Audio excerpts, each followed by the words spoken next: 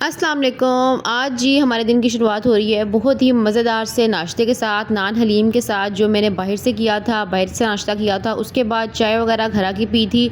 इतने मज़े की चाय बनी थी ना यार, इतने मज़े की ऊपर से लुक आ रही थी ना, जैसे कॉफ़ी की लुक नहीं होती हॉट कॉफ़ी की, वैसे चाय की लुक आ रही थी। बहुत मज़े की चाय बनी थी।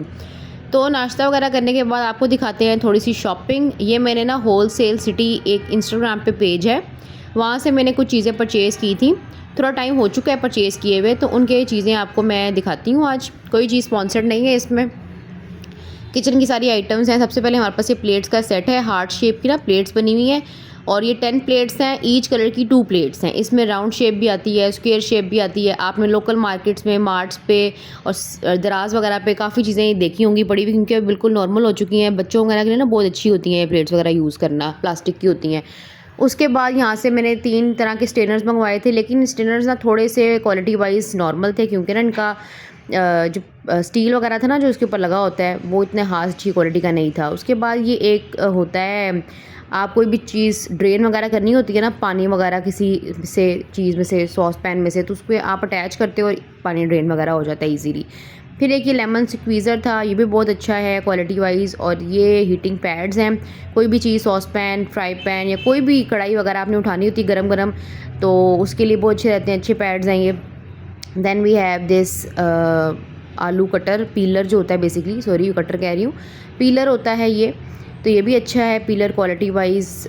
उसके बाद ये तो रैंडम चीज़ थी, हमारे फ्रिज की थी अपनी, ये नहीं थी। उसके बाद ये वाला भी जो फ़नल है, फोल्डेबल फ़नल, ये भी मैंने वहीं से मंगवाया था। ये फोल्डेबल होता है, लेकिन ये था कि थोड़ा सा साइज़ में छोटा आया था, मुझे लग रहा है थोड़ा सा बड़ा आएगा, लेकिन साइज़ बहुत छोटा था, तो इतने खास किसी काम में ये नहीं आता।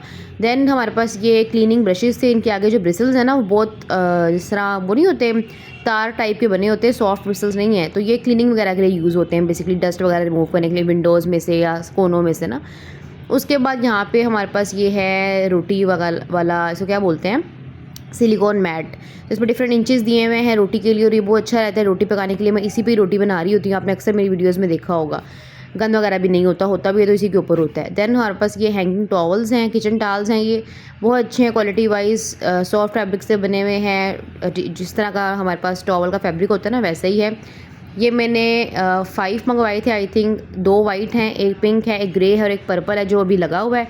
आई थिंक ये मुझे याद नहीं आ रहा, 80 ईच थे, रीज़नेबल ही थे। उसके बाद ये वाला जो वाइपर सा है किचन वाला, ये भी मैंने वहीं से मंगवाया था।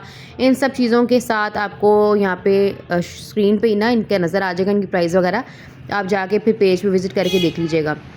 मैं यहाँ पिक्चर्स अटैच कर दूँगी साथ साथ ही। उसके बाद हमने खाना शाना बना लिया। इस ब्लॉग में आपको ज़्यादा खाना ही नज़र आएगा, क्योंकि मुझे बाकी चीज़ें रिकॉर्ड वगैरह क्लिप्स वगैरह करना भूल गए थे।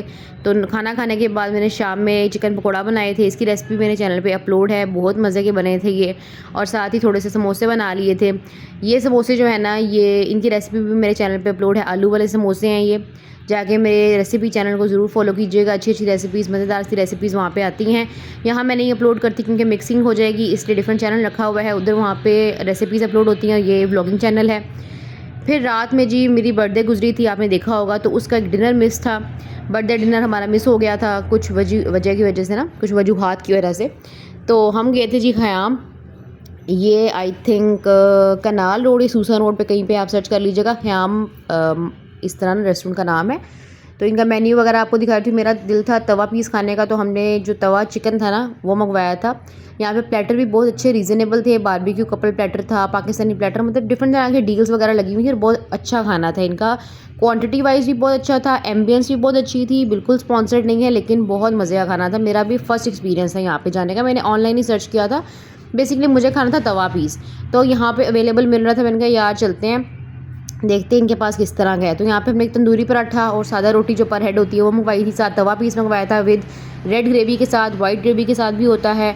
तो यहाँ पे खाना शाना एंजॉय किया। उसके बाद मैं आपको यहाँ पे दिखा रही हूँ बिल, बहुत रीज़नेबल सा बिल बना था, क्वांटिटी आप अच्छी खासी क्वांटिटी थी। उसके बाद मैं आपको ये बाहर से इसका लुक दिखाती हूँ। ये वाला रेस्टोरेंट था, मतलब ये बाहर से आपको बहुत छोटा सा लग रहा है, लोकल सा रेस्टोरेंट लग रहा है, लेकिन इसकी साइड पर फैमिली हॉल सिटिंग है, और बहुत अच्छा, मैंने अभी आपको एम्बियंस वगैरह दिखाई थी, बहुत अच्छा बना हुआ था, फैमिली सिटिंग बहुत अच्छी बनी हुई थी। फिर यहाँ पे हमने नरम दाने वगैरह वापसी पे लिए, वो खाए। इस ब्लॉग में तो खाने ही खाने नज़र आ रहे हैं।